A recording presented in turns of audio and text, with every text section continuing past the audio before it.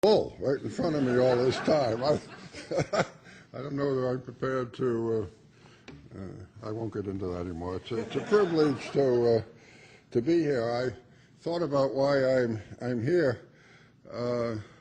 As already made clear, I may be the most experienced person in Dewey Dane's celebrations over the years. I thought sitting here that when I first met Dewey some decades ago, he was 30% older than I am. We've reduced that gap. He's only 8% older than I am now. And I think my privilege of being here first is because I'm the nearest thing to contemporary Dewey has here. I notice a certain amount of gray hair around the table or no hair, but I don't think any of them match either Dewey or myself, and I'm getting close to him. I think my function, presumably, is to provide a little perspective. And, you know, there's a certain temptation as you get into 80 years and more to say, I've seen it all before. And there's a certain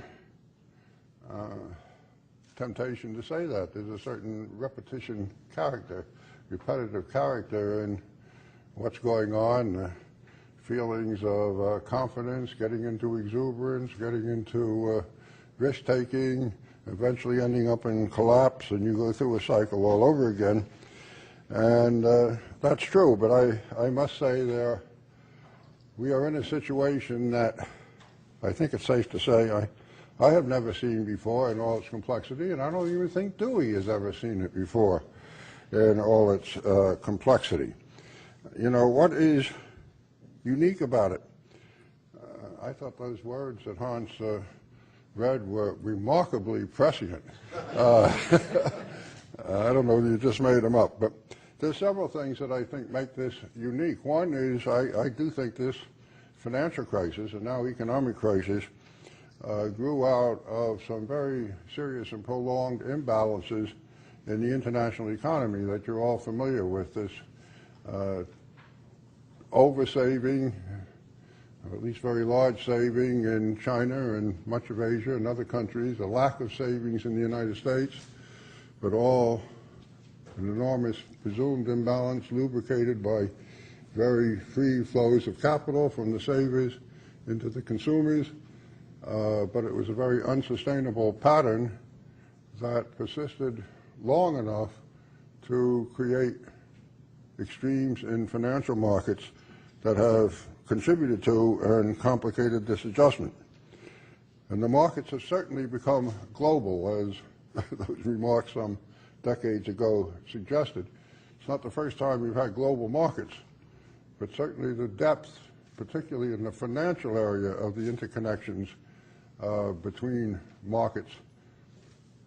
I say between markets, it became one global market in important respects. And with modern communications and technology and developments in financial markets, very closely interconnected to an extent that had not been true before. And then there were what I think of as technical elements. Securitization. We've moved from a economic system, a financial system in this country, which remains at the center of things, where 20, 30 years ago, banks were still dominant. They accounted for 60% or more of credit creation, to a situation where the banks have gone from 60% or more to 20 to 30%. And what I will call the open markets done exactly the opposite, going from 30% to 70%, at least before this crisis. And that has led to, I think, certain vulnerabilities. You have the development of securitization, subprime mortgages, subprime, a lot of other lending, I'm afraid, credit default swaps that were not heard of back in 1989 became prominent in this particular situation. In other words, enormous complications gave rise to, in a situation that facilitated contagion, not just within the United States, but around the world.